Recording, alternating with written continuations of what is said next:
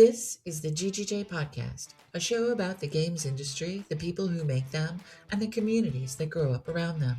I'm Susan Gold, a game education trailblazer and one of the founders of the Global Game Jam. Each week, we sit down with a new guest, highlighting their own path and journey. This is a space for honest conversation from makers about creativity, collaboration, failure, and the messy, the beautiful reality of making games. So whether you're a young dev or seasoned, an educator, a student, or someone who just loves games and the people behind them, welcome to the GGJ Podcast.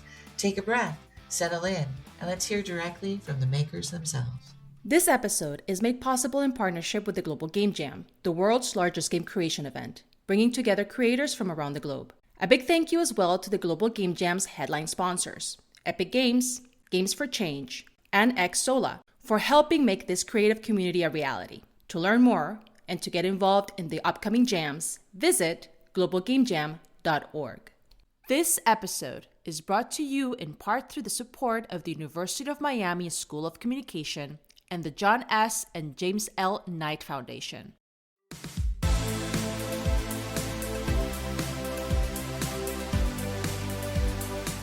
Pablo Quarta is an Argentine writer, narrative designer, and game producer based in Buenos Aires. They have spent more than 8 years in independent games, specializing in story, structure, world building, and character-driven design. Their work uses games as tools to think about labor, climate justice, queerness, and Latin American realities. He is best known for co-founding Matajuegos, a bilingual blog and indie game co-op dedicated to critical writing about games, and for producing the award-winning surreal documentary video game Atuel. And they've become a respectful festival speaker and advocate for co-ops and socially engaging game making. Pablo, welcome to the GGJ podcast. It is a pleasure to have you here and to dive into your journey from co-ops and criticism to hyperlocal documentary games and the future you're helping reimagine. Thank you so much, Susan. Thank you for having me. I'm very happy to have been invited and to have the space to talk with you and to chat. Thank you. Where are you joining us from today? And tell us a little bit about who you are. I'm joining from Buenos Aires, Argentina, so all the way down south of the very southern tip of South America. And like you said in your intro, I'm a narrative designer. I'm a producer working mainly in indie video games, but I've worked on commercial games, games with big IPs like Star Trek. But over the last few years, I've mostly been concentrating on social, cultural, and political games with my colleagues at Matajuegos. So, for listeners who haven't seen or heard of your work yet, let's talk about your projects and what you're most associated with right now. Yeah, so I think the latest project that I've been involved with that is perhaps the most well-known one is Atuel, the surrealist documentary video game about the Atuel River in Argentina and about the climate crisis. In the game, you play as the Atuel River, which is born up in the Andes Mountains and flows west across the immense Cuyo Desert. You start off the game playing as the meltwater coming down the mountainside, and then you become different parts of its ecosystem, all while listening to clips of interviews with specialists like historians, geologists, activists, poets, who all speak about the past, the present, and the future of the region and about its current conflict with the climate crisis. And before that, in Matajuegos, we developed several video games with strong cultural, political, and social themes that all draw on the current Argentine and Latin American context. Games about Latin American youth and adolescence, games about unionizing in Argentina, games about local politics, and about our own autobiographical experiences living in Argentina during these times. You started though as a critic more than as a maker, correct? Not necessarily. So, about the same time that I started working in the video games industry, we also started Matajuego. So, it was something that was happening at the same time as my work developing video games professionally. Ah, so why don't you walk us through Matajuegos?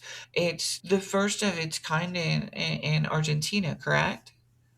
Yeah, so Matajuegos was born as an indie game dev collective here in Buenos Aires. It started off with just four of us meeting up at indie dev events And we were having a very similar dialogue within our small group about kind of the social scene around us and the indie dev events that we were a part of and that community. And there were two things that were happening that we were being drawn to. One was that we found that a lot of the games that were being made in our community, this was about 2015, were very proficient technically and made a lot of references to other games. They were kind of games that really felt that the innovation came from very good programming and very good mechanical design, kind of the more formal side of game development. But there was really no work being done in the substance, on the content side, and no innovation in storytelling or in connecting games to the real world. You know, we all came from other disciplines like films, like journalism, like literature, and we really wanted to make games that discussed, you know, the world that we inhabited. And we found that games in our community very much wanted to run away from the real world and only be games about games in a certain way, or games that made reference to previous games. And so we started making very small games about the real world, and we started writing about this. The other thing we found, you know, this was 2015, it was very shortly after Gamergate. And our community was mostly straight white middle class men. And there were, you know, a lot of attitudes that made it very hard from people from different backgrounds to be included in that community. And so we really wanted our community to start having these conversations. And we kind of forced it upon them by starting this blog, talking about these different kinds of games, where innovation could come from in games, and how to also make Latin American games with Latin American perspectives. Because we found that a lot of our peers wanted to make games that spoke to the global North imaginary, you know, games based in North America, games based in Europe, and the games that we grew up with in a lot of ways, because there hasn't been Latin American game production But for. it doesn't tell your Yeah. stories. And if it does, it tells a very sanitized version of a story, you Sure. know? Yeah, or a very stereotypical version or a very symbolic version. And we really wanted to just that, you know, by telling our own experiences, we don't have to tell stereotypical Latin American stories. We can just talk about our lives. And that is a way to talk about Latin American perspectives in games and make Latin American games. And so these were all things that were very present in the early days when we began this blog and we started writing about these issues. And we also started translating a lot of indie game developers and indie game critics who are doing really good work in English and in other languages to give our community a sense of the other kind of conversations that were happening outside of Argentina and outside of Latin America, which we felt was a very rich kind of discourse that was occurring that a lot of our community did not have access to. And that was the initial project with the blog, alongside our own indie game development that each of us was doing. And that started in 2016. And then in 2021, still in the throes of the lockdown and the pandemic here in Argentina, we became Argentina's first video game workers co-op, because a lot of the other conversations we were having on the blog were about labor and about labor rights and the idea that games need unions. And we saw that there was a lot of exploitation in our country in big game companies that we worked at or that our peers worked at. There was a lot of crunch, there was a lot of exploitation, there was a lot of abuse of power. A lot of people were leaving the industry and new people were coming in who had no idea of what their rights were.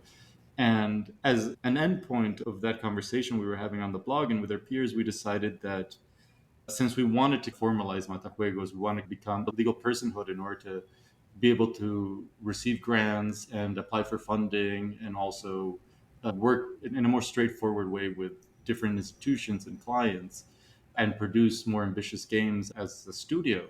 We decided to incorporate as a co-op rather than a more traditional company. In practical terms, what did co op actually mean for you? And how did ownership and decision making and dealing with money actually work day to day? So, in the initial foundation of Matajuegos in 2016, there were four of us. For the co op, we needed a few more people. At that time, worker co ops needed a minimum of seven people in order to incorporate. So, we invited some of our frequent collaborators to join us in the co op. And they said yes. So, we had enough people to join. And so, for anyone who doesn't know, a workers co op is a company like any company. The only big difference is that it's owned by its workers. That means every worker is also an owner, and all workers are owners in equal parts. You know, one worker can't have more ownership of the company than anybody else. And at the base of it, decisions are made in a legal, technical sense through consensus and through voting and through discussion. It is very much what if a company was a democracy in a sort of sense. And that is ideologically very inspiring and very hopeful. At the same time, it brings a lot of challenges, which are the challenges of any democracy, which means that communication is key. And it means that everybody needs to participate in a certain sense. And everyone is also responsible at the end of the day for what is happening within the company. The way Matajuegos was run, it was a very small company that was just getting off its feet and finding clients. And basically, within the studio, we took on several different projects, and different parts of the co op were involved in different projects at the same time. What kind of projects? So, some of them we've already mentioned. We worked with local educational institutes making games for their programs. One was a narrative card game about having difficult conversations with your friends, about adolescence, about sexual identity, about social media, and about having these close bonds as you grow up and are trying to figure out who you are and what you want to do with your life. This game is called Viaja Baraja. It's only available in Spanish, but it's up on itch if you're interested. Did these types of projects, is that what helped you become more in line with the country's cultural programs and allowed you to get more subsidies and opportunities? So Matajuegos from its beginning, both as a blog and as an indie game collective, we very much specialized in making games about social issues. So when we became a co-op and a company, this was our niche. There was really these were the kind of projects that we were drawn to and that we felt that we could do better than anybody else within our region. So they were the kind of projects that the clients and collaborators really trusted us with. Yeah. Do you think that the co op model unlocked something different that allowed people around you to become more interested in your projects and you were able to bring in other artists, other writers, and other collaborators? It definitely unlocked something. So we kind of became a co-op right as the government was starting to streamline the co-op model as a big reform that occurred during lockdown and after lockdown. And the recently reformed Ministry of Culture in Argentina, the government institution that is responsible for managing co-ops, they began to work together to create the model of cultural co-ops. So co-ops to formalize the cultural industries in Argentina. This means music groups, theater groups, cultural centers, and any kind of industry whose main business is culture. And this also included video games. And we were the very first video game co op to come in as part of that program. This allowed us to interface with the Ministry of Culture, interface with other co ops, and interface also with co op federations and to collaborate with a lot of other institutions to find work opportunities, to find projects to work on together, and to start getting some money in, I because at the end haven't of the seen this day. model in North America, so what you're sharing with me is novel, and it's a new way of looking at how to create a studio that allows you to bring stability, visibility, and work with all these different kinds of people and still have that independence. Yeah. It's truly something that I've never seen happen here. We have a very different perspective. And so I think opening this kind of mindset to working with government, finding alternatives to creating business is truly an interesting path. Yeah. I think video game development, especially at an indie scale, where you have maybe between 4 to 20 people at the studio, it is very naturally aligned, I think, to cooperativism. If you're creating a work of art, a video game, that has to have a single cohesive vision. But labor production requires specialists from different disciplines like programmers, artists, writers, level designers, musicians, who are all bringing in their own knowledge and authorship and authority in their chosen discipline. And the only way to align all these visions is through conversation and consensus and a democratic horizontal approach.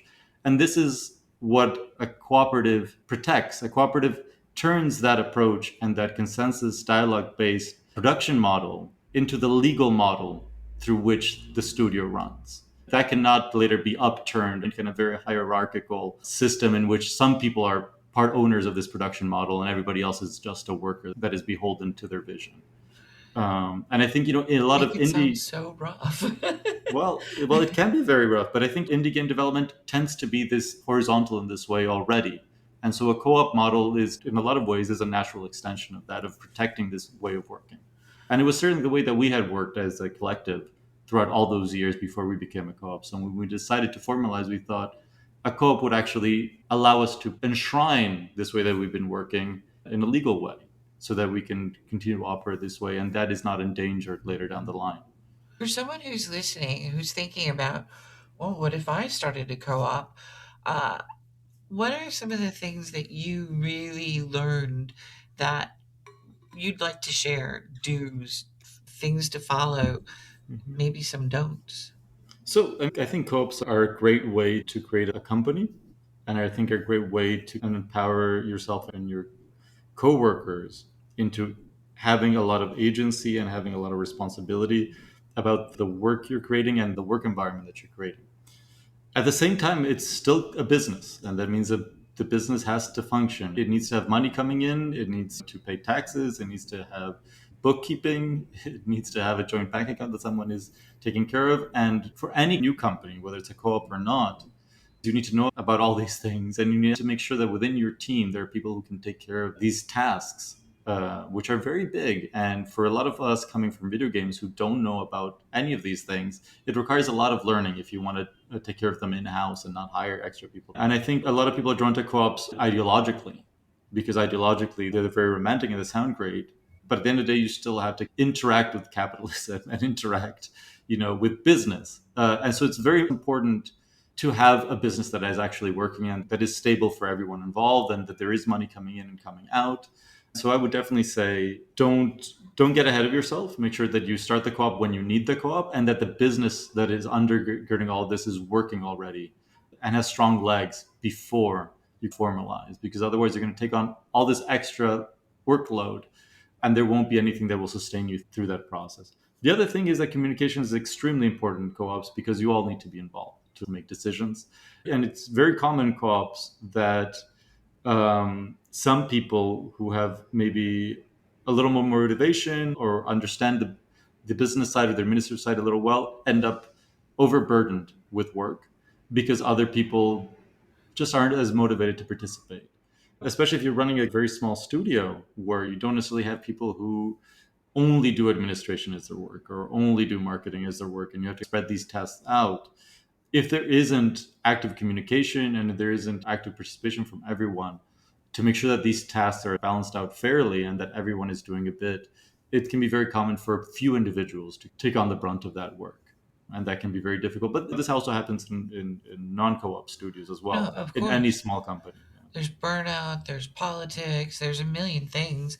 Yeah. Um, when you decided as a team, as a co-op, to formally dissolve the structure, do you still find that you took a lot from that? I mean, I assume that you took a lot from that. Yeah, we closed the co-op last year after a very fruitful run. As a whole, lasted 8 years, and the 15th of March of last year, we decided we wanted to split up as a group, kind of like a rock band splits up, not because of any big conflicts within the co-op or within our social group, but simply we each want to pursue the same ideas and the same interests we had always had in slightly different ways. And it was becoming difficult, I think, towards the end for us to have a singular conversation that kept us all motivated, moving in the same direction. And instead of trying to resist that entropy, at a certain point, we felt it was too much work. And we said, if we don't feel like continuing this together, let's just each go our own ways and be amicable about it. And I think one of the things that we were able to demonstrate that way is that company or studio closing doesn't have to be this big, terrible, disastrous thing. It can be a conversation like anything else, and it can be kind of healthy. So I think we all learned a lot from both the experience of creating a co-op, of being a co-op, of learning about cooperativism and working together as a studio with clients, of collaborating with institutions, creating more ambitious games and bigger games that we had ever created as a collective and individually. And I certainly learned a lot. I produced 4 games under the span of a year, more or less, and did admin for this new company and really learned a lot. And we all took a lot also from the collective, from being Matajuegos. But I think Matajuegos was also born in 2015, 2016, and it really responded to a particular cultural moment. And we were all different people, and we began the collective. And the truth is that people change, and people should have the freedom and the right to move apart and to try new things. And I think that's what we wanted to give each other at the end. And we, we're still friends. We still talk to each other. We still collaborate occasionally on different projects. This isn't to say that it was easy and that there weren't difficult conversations and there weren't difficult discussions, that some of us didn't feel strong emotions at different moments in time, but that is part of all relationships, I think. I think so. Yeah. I want to talk about the game a little bit because you created a new genre, a documentary, surreal, hyperlocal game. And I have never seen anything quite like it. So, how did you approach? Who approached who? How did you come up with this idea of doing it as a documentary video game and the aesthetic? There's just so many questions. Yeah, so at 12, I don't know if I'd go as far as saying we created a new genre, although I definitely appreciate the enthusiasm. But 12 is a very particular work. And the way it started was we were approached by a group of documentarians called the 1201 Project, or a group of international documentarians who create generally film documentaries about climate change, social conservation, and social change. And some of them are based in England, some of it are based in South Africa, but a group of them was based here in Argentina. And they were filming a documentary about the Atuel River. And they had traveled across all 550 kilometers of it, from where it's born up in the Andes Mountains to where it kind of dries out in the Pampas. And they had filmed some incredible views of this desert landscape, and they had recorded a lot of interviews with specialists and people who just have been lived alongside the river for most of their lives, talking about the past, the present, and the future of this river, and the relationship that the local communities have to it, and how it's all being threatened by the climate crisis. And they approached us because they had received a subsidy, some funding to create a video game alongside the documentary movie that they were going to release. They were in post production of this movie when they got in touch with us, and we talked with them briefly about what their ideas were for creating this game. And what we ended up proposing to them was their documentary. It had these gorgeous views of the landscape, these beautiful photorealist shots, close ups of the people being interviewed. And the narrative explained the origins of the river, the issues with it, and it was very rational. And we thought, well, if we're going to make a game, we don't want to do the same thing they're already doing in the film. Let's make something that's completely different and that in this way complements the filmmaking and gives a different perspective on these same issues. So what we proposed was that if the film documentary was the waking reality of the river, then the game should be it's a dream of the river, what the river dreams of when it sleeps. It's subconscious to an extent. And so we discarded the photorealism, and what we ended up making was a game that reinterprets a lot of these interviews, grabs clips of them and rearranges them in a different order in order to create a meditative and reflexive experience in which you kind of have to interpret what is happening and what the interviews are telling you. And it is not rational but emotive. You relate to it through its emotionality and through your interpretation of what is happening and what the interviews are talking about. Because the interviews aren't specific in the way they are in the documentary movie, they're more evocative and general. And a lot of what the game is doing is trying to create this intrigue, this mystery for you to fall into, to create this interpretive game space in which you're drawn in to kind of figure out what is happening. And you're creating this evocative emotional connection with the river and what these people are talking about, all while having this very ecocentric perspective of the river because you play as non-human elements of the ecosystem. How is human conflict dealt with, like water rights and things like that? So in the game, several of the interviews talk about the negative impact of man on the natural ecosystem, and there's moments in the game in which you are faced with forest fires and drought, and it is left open to an extent to what do you make of that as a player. But I think even though the game is very local and the interviews are all in not only in Spanish but in the Spanish of this particular place in Argentina. So it's not even the Spanish that we speak in Buenos Aires, but it's a Spanish with a very local accent and with the kind of very local perspective. It is also asking you what is your relationship with the local freshwater around you, the lakes and the rivers that are the base of the society and the place that you inhabit.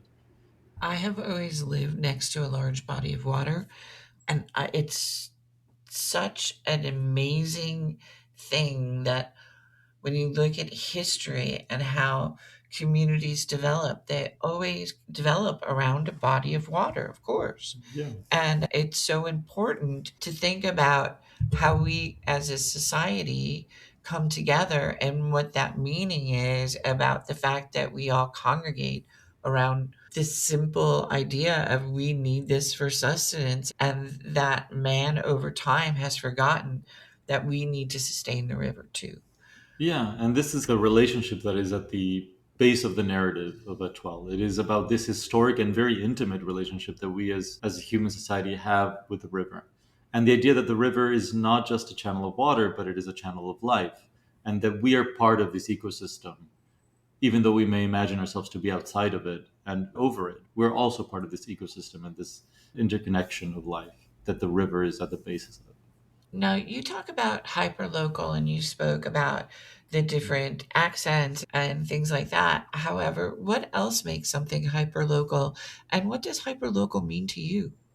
So the issues that Atuel deals with, water scarcity, the climate crisis, drought, the impact of man on nature, are universal issues that we're all close to. But Atuel focuses on the details of the impacts in a very specific place and to very specific people.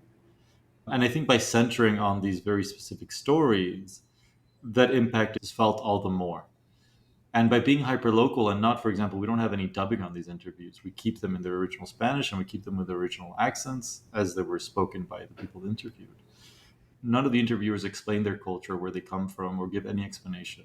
We show this unashamedly, and we want the player to feel curious and intrigued by this place and these people that they don't know and they haven't heard of, because most games and even most documentaries, most films are about the global north or they're about the big picture, but they're not about these far out, marginalized places.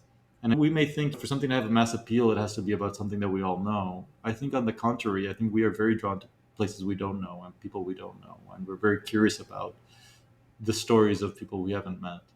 And I think it's important to tell those stories. And it's important, I think, for people from unknown places to really feel confident about being able to tell their stories and create their own imaginaries rather than to have to try to play at the mass market, mass appeal imaginaries that we are taught to appeal to in commercial industries and in entertainment, so to speak. And I think this has worked to Atuel's advantage. When Atuel is shown at festivals, in galleries, and in museums, it is in great part because there is an interest in these stories. Did you imagine when you started the project that you would be creating a museum piece?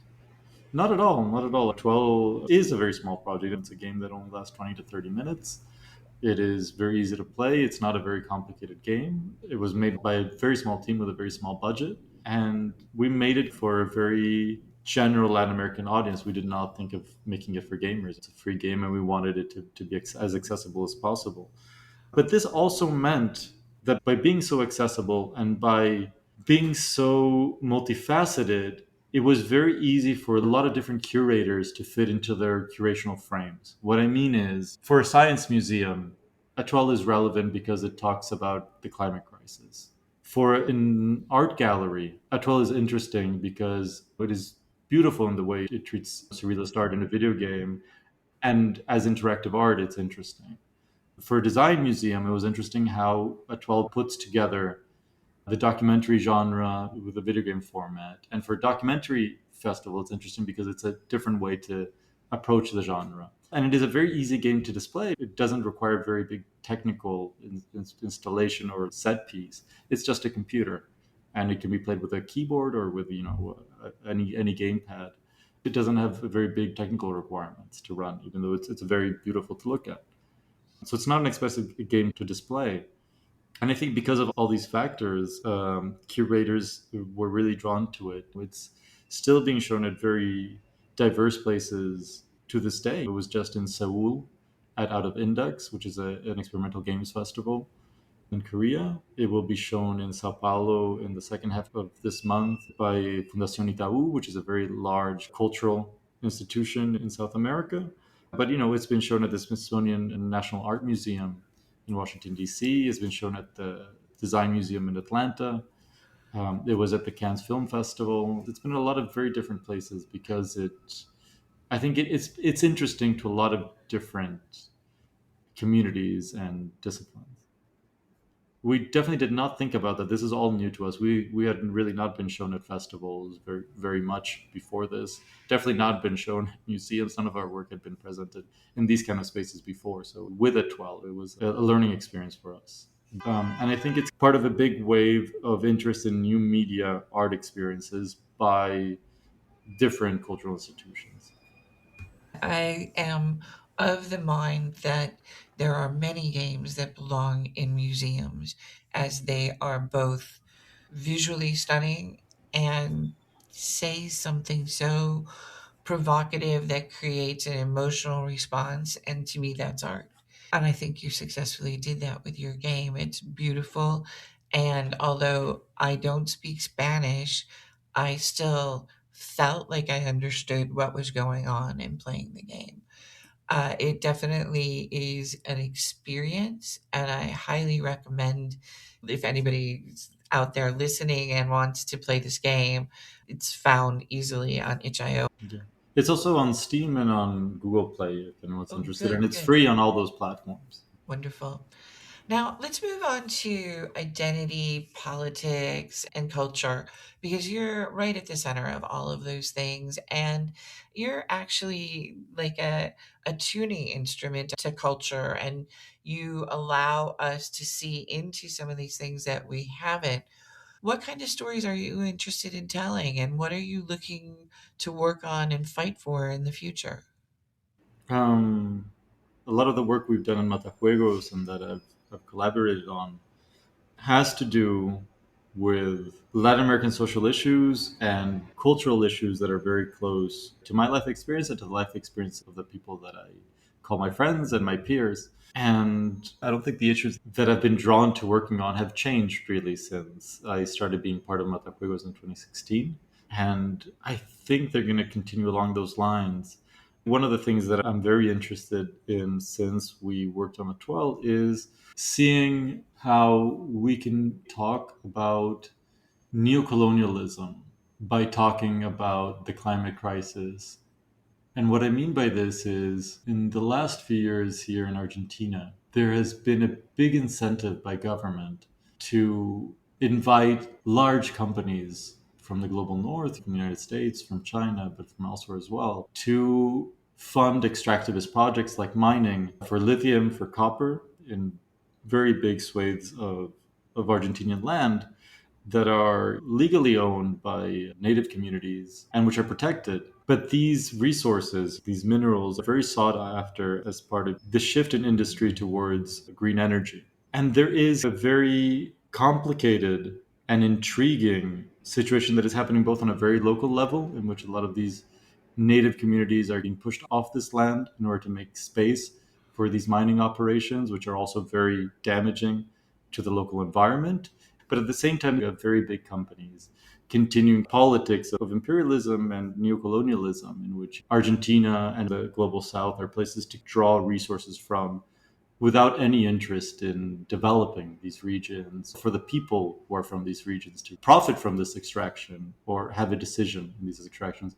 And I think in the same way that Atuel kind of talks about the climate crisis, global issue, by talking about a very specific place, I am wondering if there's a story that we can tell through games about this situation that's happening in Argentina. But this is maybe a more ambitious project. But I'm also continuing to see a lot of Argentinian developers in these last few years start to make games about Argentinian politics, about Argentinian culture, about their lives. And I'm very inspired by their work. And I think this is pushed by public universities teaching video game development. And this has meant that a lot of people who didn't have access to game development as a means of expression have started expressing themselves through games and creating a lot of non commercial kind of indie games that have really made the local indie scene a lot more colorful and flavorful, and a lot of different experiences are coming to the surface in local games. I think that Latin America has wanted to recreate these stories that were already started in North America or Europe about world wars and things like that. And I'm like, no, you have so many amazing stories, cultural stories, indigenous stories. You have your own histories, and it can be hyper local. And I like the idea of focusing on environment as one. Have you focused on other areas besides environment? Yeah, so in Matajuegos, we had several projects that dealt with queerness, queer identity, trans identity. We had several projects that were about feminist issues. In 2015 and 2016, when Matajuegos started, it was in the peak of Ni Una Menos. Ni Una Menos was a huge feminist marches and feminist association fighting the amount of women who are being murdered in the country, and to speak about these issues and to speak about misogyny and the violence that occurs there. And members of Matajuegos made games about their experiences at these marches and their own personal experiences.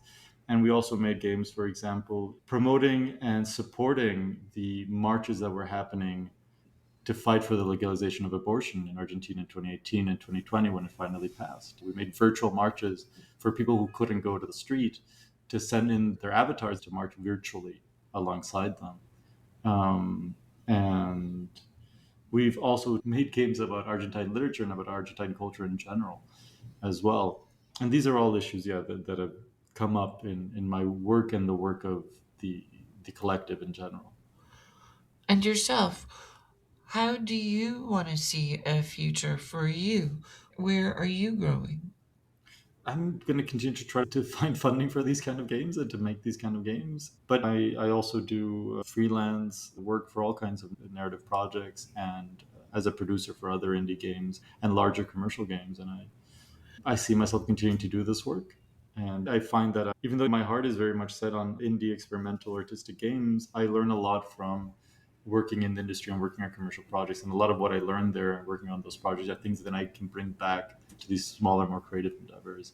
I would love to do some curatorship in the future and put on some exhibits, but I think this is maybe further down the line once I find the right partners to collaborate with and learn from. Yeah. As Matajuegos was the first game co-op, are you helping mentor new game co-ops? Are there new game co-ops? Yeah, so in Argentina, since Metajuego was funded, there are now about 10 video game co ops in the country. And I have spoken with most of them, and I helped several of them make this decision whether to incorporate as a co op or to incorporate as a different kind of legal entity. And I've helped several of them just understand what you need to run as a co op, from the bureaucracy around it to formalize and get everything set up to start out and get all the paperwork in. Are co-ops a common thing in other Latin American countries as well? I think it very much depends on the country and its history. In Argentina, we have a long history of co ops, which very much started as ways for immigrant groups who were coming to Argentina to gather money collectively to better their neighborhoods and to improve their living situations as a community. And then it went from there into different spaces. But for example, 70% of the electricity in the country is run by community and community-based energy co-ops. There's a lot of farming co-ops, there's a lot of industrial co-ops. And I think it really depends on the history of the country and how the governments in those countries have promoted or not promoted cooperativism. And I think co-ops as an alternative model to the capitalist system of running business are still very much alive and still proposing an alternative. And the end goal of cooperativism and all cooperatives is sustainability rather than profit, and to create a world in which we can all make a livable wage and have dignity in our work. And even in countries where co ops are difficult to create for legal reasons, a lot of workers still run as co ops in practical terms. You know? If funding and policy would align the way you wanted, what kind of ecosystem around co-ops and experimental studios would you like to see in the region, if not in general in game development around the world? Yeah, so around the world, we're at a very difficult moment for the games industry. It's very, very hard to find financing for new games. Publishers are very risk averse. There's been a ton of layoffs. And the marketplaces that we depend on to get our games out to our public are monopolized, and it's very hard for our games to be seen. I think it would be great, especially locally, to have more government funding for games. In the same way that government funds art and funds culture, I think the kind of games that I'm interested in, cultural games, social games, games that don't necessarily have a commercial angle or could be feasible commercially, but would still be meaningful. I think they need a means of funding and an alternative means of funding. And I think it would be great to see that in general all over the world, as well as alternative platforms, so that we're not all cramped into Steam, who is very much decided to promote the biggest games and the popular games and not really make a space for creative indie games. Understandable. If you were to connect the dots between all of the things that you've done, the co-op, climate, hyperlocal documentary, games, what's the through line of everything so far in your story? It's hard to narrow it down, but I think we live, unfortunately, in a society where human dignity is not as valued as it should be in all kinds of ways. Co-ops are a way to bring human dignity back to work that we have often lost in a lot of places and a lot of kinds of means of employment. And the work that we've done around queer identity is also a way to display human dignity in a political social situations where queerness and transness is very often treated as something that is not worth respect or dignity, and so on. I think about this in the ways that I approach work. It's to value the dignity of others. And obviously, it's a very high minded and idealist thing to say, but it's very hard to find a through line that isn't very high minded and very large. If you No, just but it's define a one. beautiful statement to think that your life is connected by how you treat others. It's truly a life full of drive and passion. And that really says a lot about you as a human. As we start to wrap this conversation up, what would you like to leave us with? Where would you like people to be looking at your work? Would you like them to contact you? What are you looking to do for your future? So if you still want to hear more from me, you can find me as PF Quarta, that's PFQUARTA, on just about any social media. Feel free to ping me or to email me at pfquarta@gmail. But mostly, if you're intrigued by Atuel, I invite you to download it. It's a very small time commitment, 20 to 30 minutes. It's a very relaxing game. You can play it with a nice, relaxing drink, with some nice headphones on to listen to the sound and to the music. And if you like it, please leave us a review either on Itch, or on Steam, or on Google Play. It really helps us out a lot. And I'm going to be looking for work opportunities, doing narrative design and game design and production. So, if from what you hear you'd be interested in working with me, let me know. I'm very interested in listening to opportunities for collaboration for 2026 and 2027. And yeah, I've spoken at a lot of conferences and festivals these last 2 3 years. And if you're looking for speakers, let me know. Maybe we can make it happen. Maybe not. Absolutely. I think that what you really bring to the table, my friend, is this honesty about dealing with our problems and finding novel ways to approach introducing these concepts to people that are just not aware. It's not a part of their consciousness.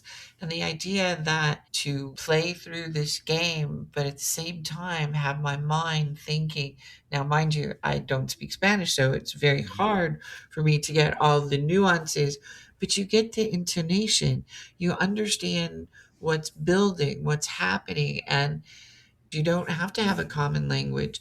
You could have it's a common emotion. And that way of being able to communicate with the world around you, you're truly gifted. And I think your team and the people that worked on this, the thought that went into this game is truly poetic. And I really feel like you've given the world something worthy of 30 minutes, if not more. I think once they play, it'll be a lifetime of thinking. And that is a gift. Thank you, Susan. That's very kind of you to say. Thank you. I I don't know many people that can do that. And I live in a world where I only am looking for people who can make effective change. I want people to be out there finding alternative ways to communicate and share stories, and that we can do it through games, truly unique and a beautiful experience. And I highly recommend our listeners to go play and watch it. And I want to thank you very much, Pablo, for your time today, for sharing this journey, not just down a river, but through life. It's truly been an honor to meet you and get to know you. Thank you. Thank you so much, Susan, and thanks to everyone who's been listening. If you take anything away from this, I hope it is to make your own hyperlocal games about the places you live in and the places you inhabit and the stories only you can tell. That would be truly beautiful. I hope they listen. Thank you so much, Pablo. Bye bye. Bye. Want to get involved with the GGJ podcast? We'd love to hear from you.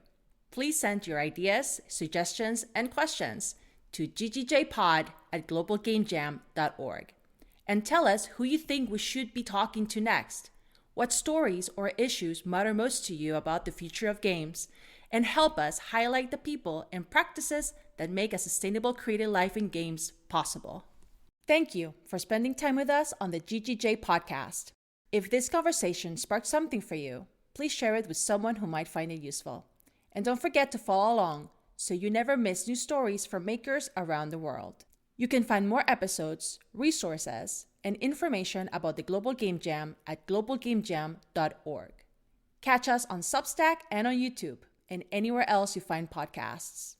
This has been the GGJ Podcast. Thanks for listening and keep making games.